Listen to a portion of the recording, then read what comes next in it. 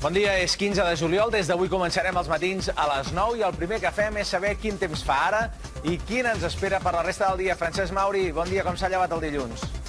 Bon dia, bona hora. S'ha llevat tranquil, s'ha llevat sense, podríem dir, incidències meteorològiques. Donem un cop d'ull a unes quantes càmeres de les que tenim repartides pel territori català. Són càmeres que ens transporten a diferents punts del país i que ens mostren aquesta tranquil·litat.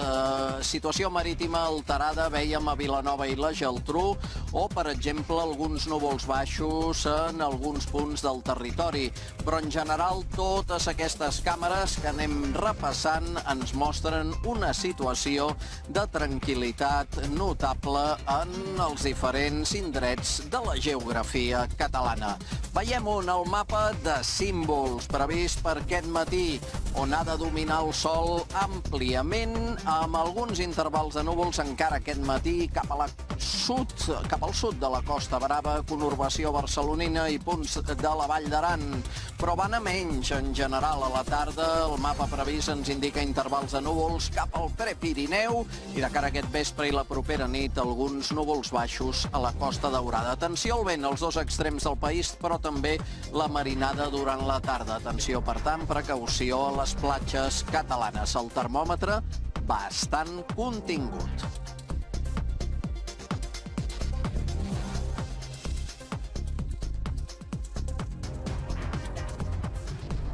Aquesta és la bona notícia. Gràcies, Francesc Mauri. Des de mitjanit és l'altre titular del dia. Torna a haver-hi vaga al servei de trens a Renfe. A les hores punta, com ara mateix, hi passen 2 de cada 3 trens. Noemí Prous, amb quin panorama es troben els usuaris a les andanes?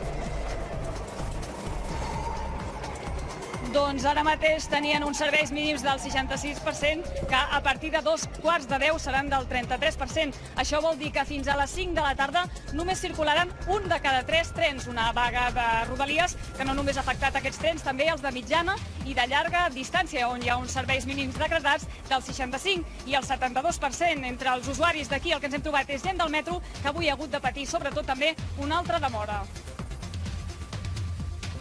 Que potser 20 minuts, donen voltes i encara no surt fins a 12, llavors més de mitja hora. Jo ja vinc d'un problema de metro, perquè la línia 1 està parada, aturada per tema de reformes, i he de venir amb la línia 9, amb la qual cosa ja perdo temps. I a més, quan arribo aquí, que normalment agafo aquest tren per anar una mica més de pressa perquè la línia blava va molt plena, doncs avui també he d'esperar un munt, això m'implica arribar més tard al treball. M'afecta molt perquè vinc a l'altre costat del barri de Via Júlia i, clar, he de portar el nen a casa amb meus pares i el metro no funciona, el tren arriba aquí, arribes a agafar l'autobús i el del metro i tampoc hi és, llavors es complica tot. Això és el que està passant ara mateix en aquesta vaga. L'última hora també ens portarà cap a Cantàbria. De seguida ens posem...